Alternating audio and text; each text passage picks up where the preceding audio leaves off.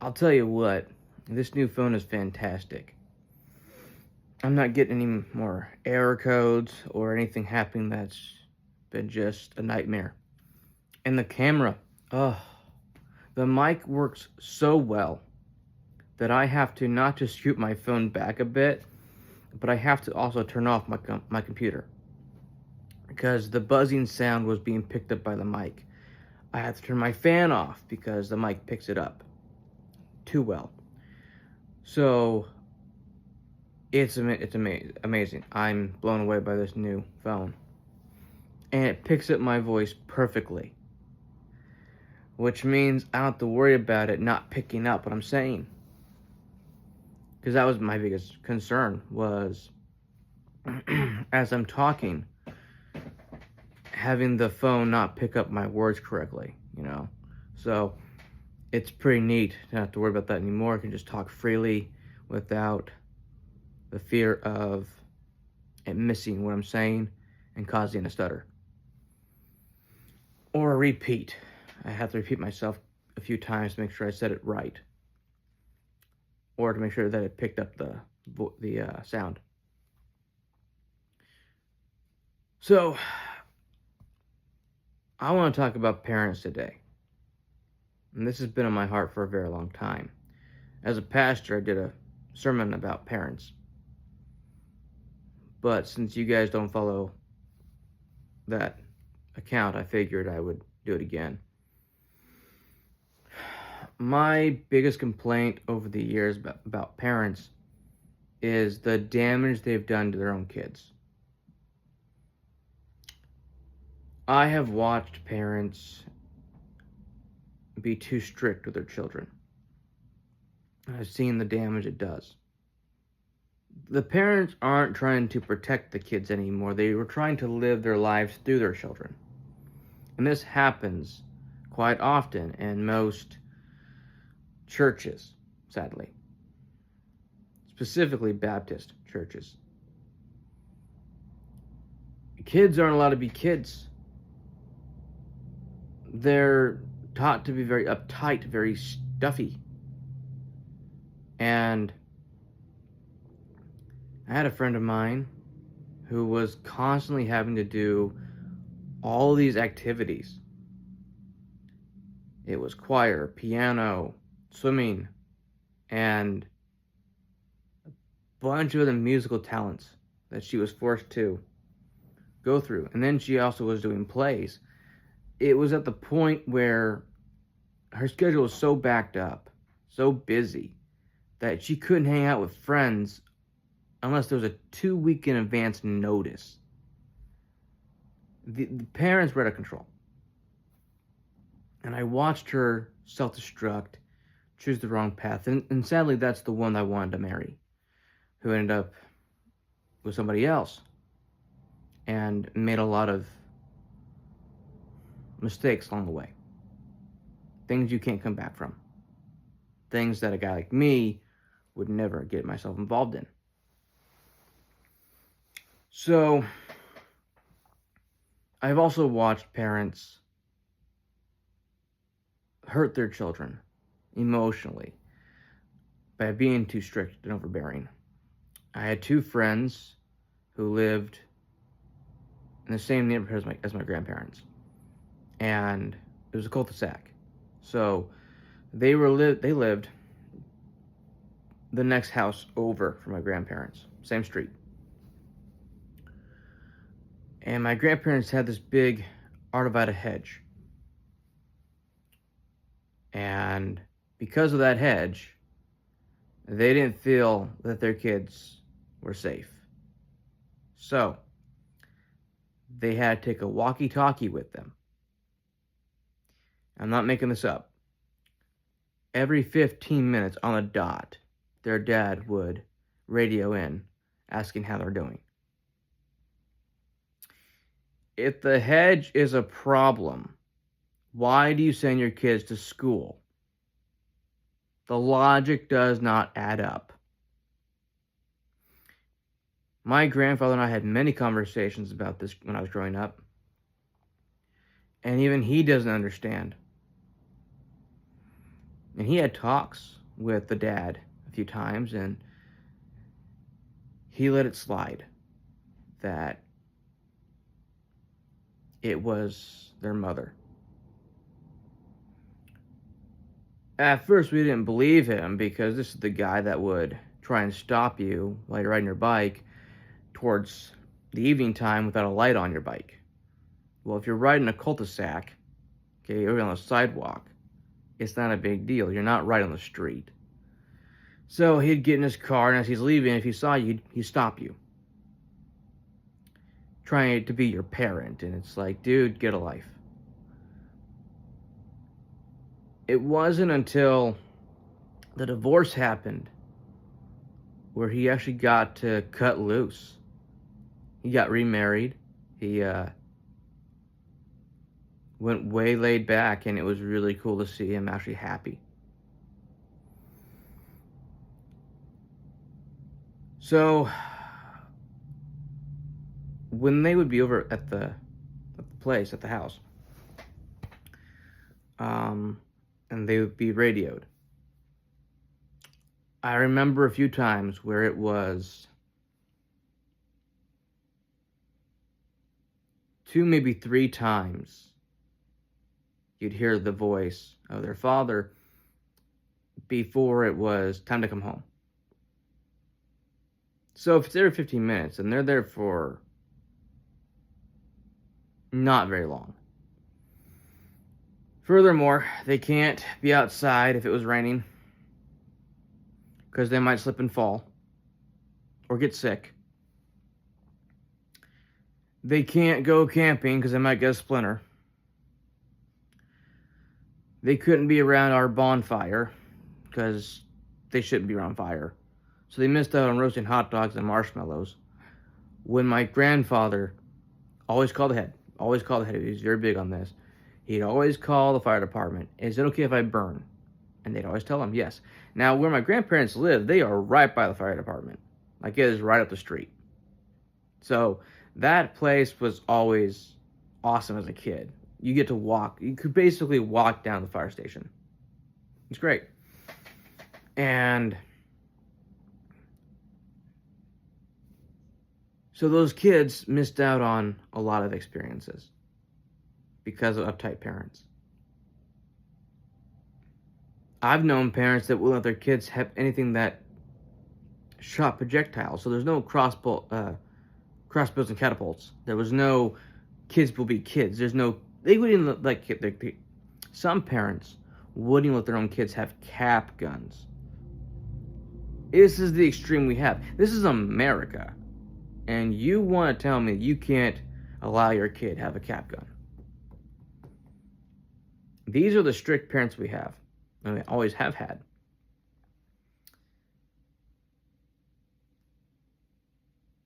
A lot of children missed out on basic life skills because of their uptight parents. And these are the kind of parents that want to ridicule other parents for not being as controlling as them. My family was all about free spirits. You can be as free as you want to be. Just don't be extreme. And my family, tattoos and dyeing your hair was seen as extreme. But as we got older, things changed, where dyeing your hair wasn't so much a sign of rebellion anymore. It was a sign of you wanted different color hair. But then the Democrats ruined that. So now no one dyes their hair. The message back then was tattoos and dyeing your hair was a sign of rebellion. These days, not so much. Tattoos are a sign of how to express yourself and what you want on your body. However, tattoos can be permanent, and if you want them removed, it's very painful. So, in the grand scheme of things, my parents didn't really care. They cared more about your character. They cared more about what you would be addicted to. Is it drinking, substance abuse, that kind of thing. Luckily, none of us had that problem until my other two siblings got older. I am the only one who can let my alcohol sit for days, a week, 2 weeks. I can make a big can of Mike's Harder last about 2 weeks if I want to. I drink for the taste and flavor. I don't drink to get drunk. My brother drinks to get drunk. My other one, he dabbled in a few substances. So, you can imagine my parents' disappointment. They're not going to say anything, though. My brother that drinks, though, it's more of a comedic thing. We don't condone the drinking he does, but it is not too harmful. Maybe he drinks a bit too much, but he takes his breaks. You know, he doesn't always drink. It's just when he does drink. But it adds to more of a comedic family gathering stuff, because he's a lot more honest when he's had a few. And the bonding is a lot better. He's more playful and relaxed.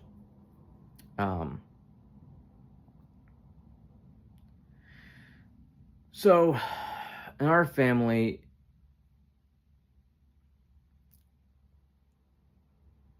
it heightens the character of people, but he doesn't abuse the alcohol. He's not an alcoholic. It's just when he drinks, he gets the buzz. He got drunk a few times, he said. He said he tried it out. Not a fan. So, some kids naturally want more freedom, even when they got it. Others think that what they had wasn't freedom enough, and so they want more.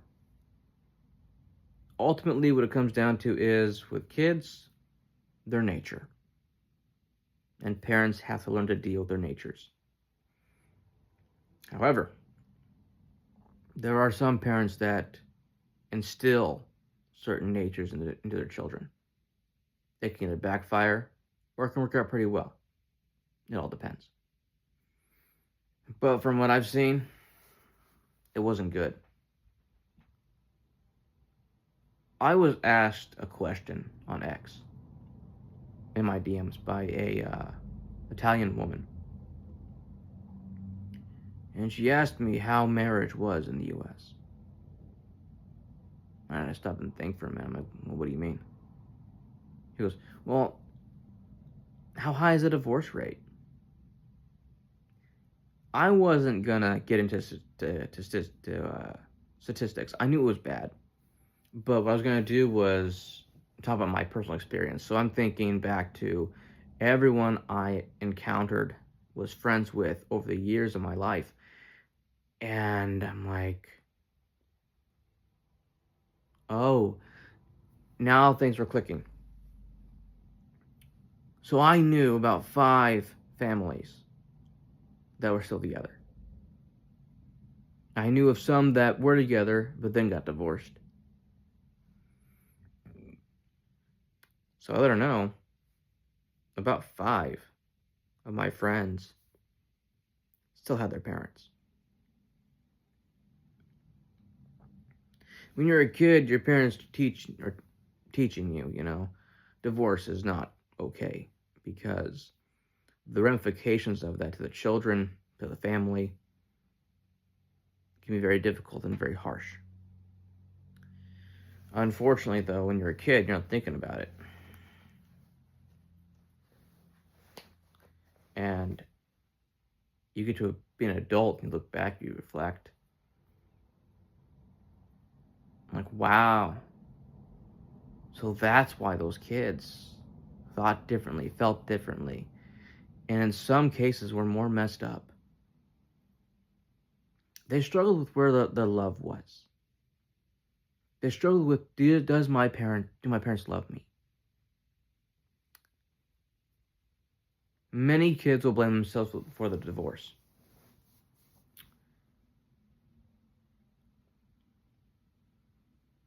But it's deeper than that. It's not the kid's fault. There's something deep with the parents. And this stems from the churches not having marital counseling or not being qualified to give marital counseling. That's why my parents read books on marriage and parenting, because they wanted to be prepared. Unfortunately, there's going to be some things that kids do where the books do not prepare you for that. Because the children that you raise by those books may not always turn out the way you raise them to be. And the books don't cover what happens if that is the case. So you can try your best. Ultimately, though, it's going to be a big factor of how your kids turn out will be how they want to turn out. But you, as a parent, can be a good guide and help them in the right direction. When I turned 18, my parents didn't fill the role as parents anymore. They stepped back and took the role as guidance counselors. And I've always sought for counsel with my parents because I don't know everything. And maybe there's a situation in their life that was similar to what I went through that they can help me with.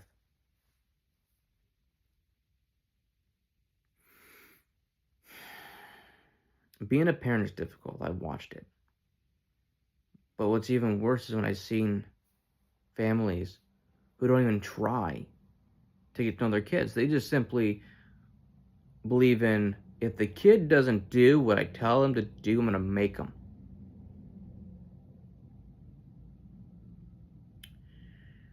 Forcing children to obey is a problem because it instills rebellion, bad behavior, and repeats a very ugly cycle in your family. I've seen it happen.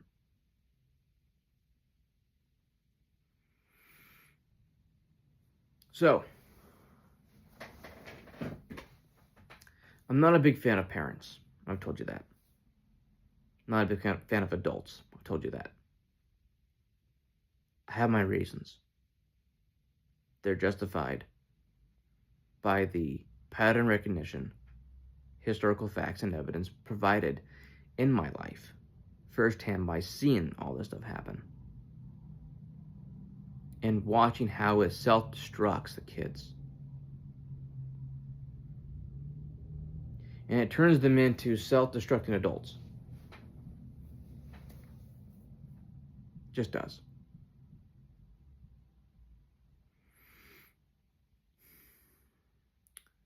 There needs to be balance in the household. There needs to be balance of authority. There needs to be balance in your parenting and marriage. Without balance, you have one extreme or the other. One being too laid back, or nothing affects you, nothing makes you mad, and nothing will make you show that you care about your kids. Or the other alternative, which is you care too much. And so you're strict, you're hard on your kids, and you make them cry daily. Where they feel like they're like, no matter what they do, is not going to be good enough for you. Kids will seek approval. And they will get it from people. And it may not be their parents. So keep that in mind.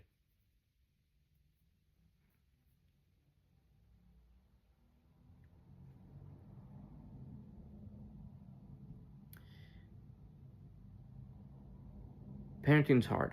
Don't get me wrong, it's very hard. But it's harder when you don't educate yourself on how to be a parent and how to raise your kid. How you want to raise your kid.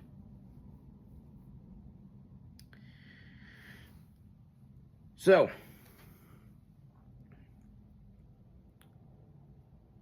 I have watched my friends suffer with it.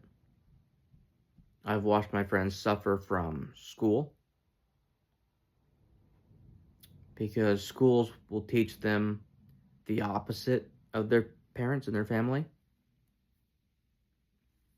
I watched many children, many of my friends, suffer from divorce, broken homes, abusive homes, and homes that are not well balanced.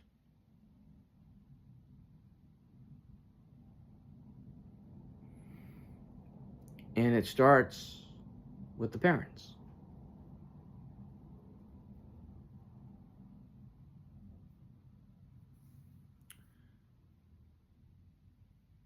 So unfortunately, there are a lot of kids out there that became very, very self-destructive, harmful to themselves and others around them.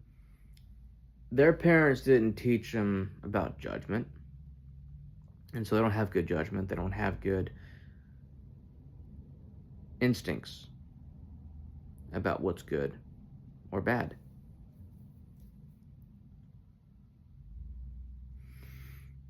So I wanted to get on here and talk about that for a bit because it's important to me. It's been something that I have never enjoyed talking about or reliving.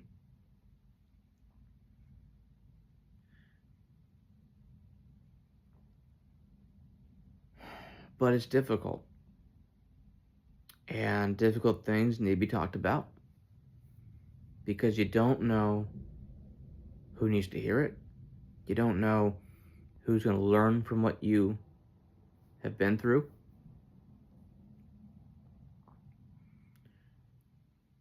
I wanted to help them so much. I wanted to do everything I could for them. The problem was I was never in the position that I could help them. I wasn't allowed to.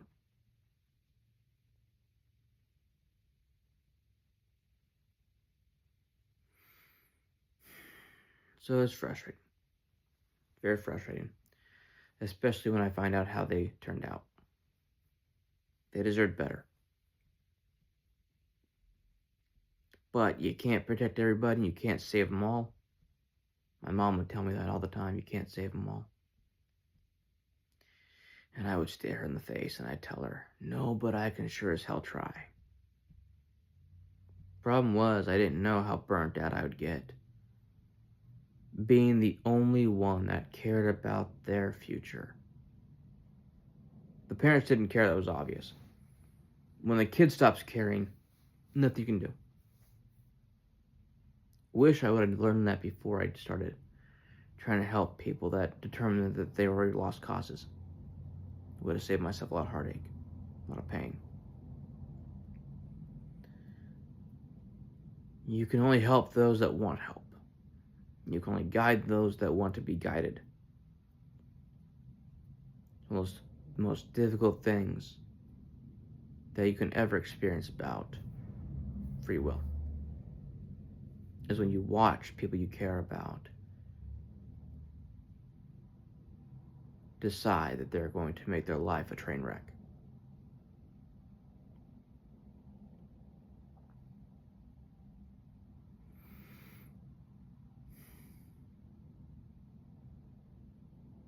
So no, it's not easy. And at some point, you gotta stop blaming the parents and start blaming the person that they've become. That kid grew up to be an adult. That kid can make its own decisions now. That a young adult is now responsible for their own actions.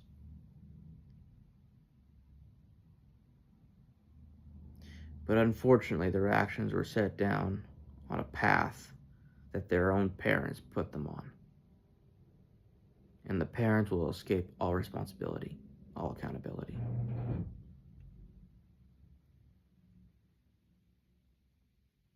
That's what breaks my heart. Is that now you gotta blame both. Not just one or the other, but both. Because they chose to be victims of how they were raised. And that cycle is gonna repeat itself in their family bloodline. That's what starts family curses. My family put an end to most of them. Now it's up to us to continue that.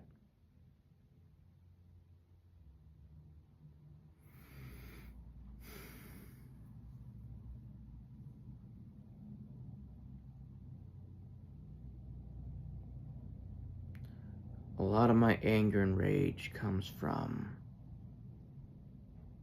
the damage parents did to the kids I cared about, the friends I had growing up. The unfairness, the injustice. Those kids got really messed up, fell into the wrong crowd, all because their parents did not tell them I love you and that you are enough. For some people, it was a church. It was some church member that would tell them, I love you and you are enough. It was always somebody else, seeing the potential in their own kid where the parents did not.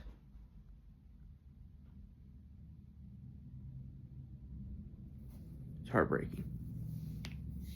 It's very heartbreaking. What's even more heartbreaking is when a kid chooses to believe in somebody else that is not their parent, and then comes to regret it when that person isn't who they claimed to be.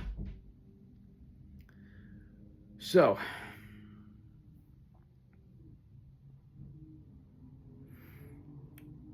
my message to you, prevent this. Don't be an over-controlling or too relaxed parent. Educate yourself. Figure out what kind of parent you want to be in this world. And if you don't want to be a parent, then that's fine. That's your choice.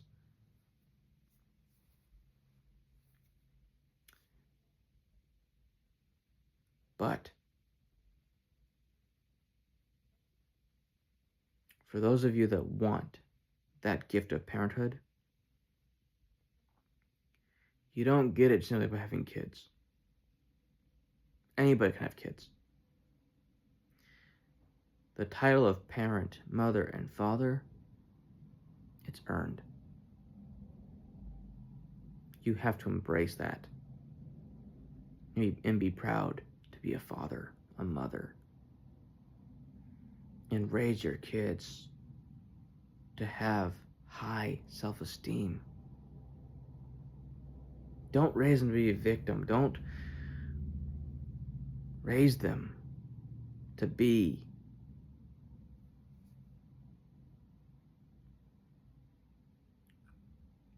I was going to say don't raise them to be like you, but at the same time,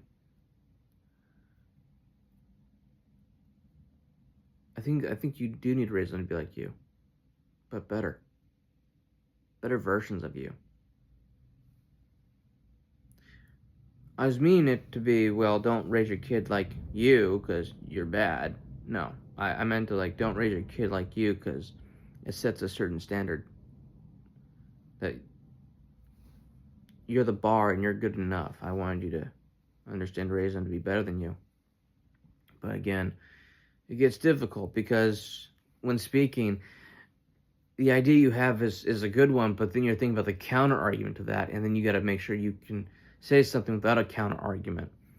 So that's where that gets a little tricky. That's the way my brain works anyway. I tried very hard to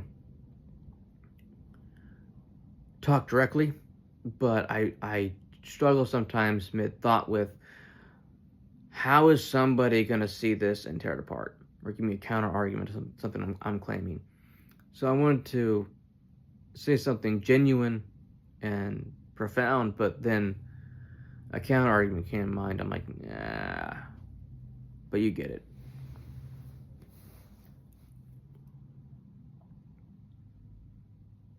Speaking's hard.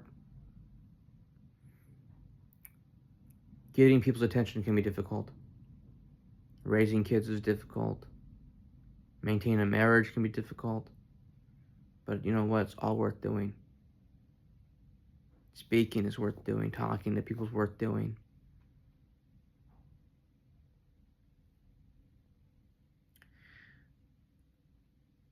I met a lot of people in my life. A lot of people. I've been to, I think, 4 different churches. And met a lot of different kinds of people. Met good ones, met bad ones. Met good kids, bad kids. Good adults, bad adults. Adults that are kid-friendly, adults that are not kid-friendly, but they're around kids. It just gets to be a mess after a while. And that comes down to leadership and judgment, which is exactly the way parenting also boils down to. Young parents make mistakes, man. They do. They're learning the ropes. They're not perfect. But after your 3rd, 4th kid, and you've been a parent for over 10 years, you should know more about things by now, especially if you're reading books about it. I believe it's important to nurture a kid's spirit and nature. But if you've got a kid with a selfish nature, you need to work more on that kid. Because that selfish kid will turn to a selfish adult. And that kid's going to challenge your authority like you wouldn't believe. So, if your kid's more compliant, more understanding, more reasonable, invest in that kid for sure, but don't neglect the other ones. And I think it's important that every child understands their parents love them, are proud of them, and support them. The worst thing you can do is shoot down your kid's dream. So,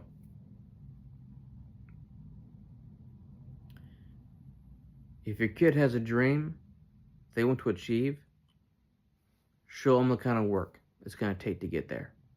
And see if they still want to go through with it. Because passion is only half of it. The will to do it. The desire to do it.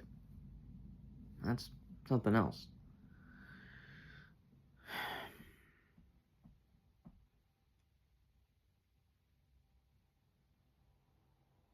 So, I think that's all I wanted to cover in this video. I'm going to talk about something else in the next one. So, stay tuned.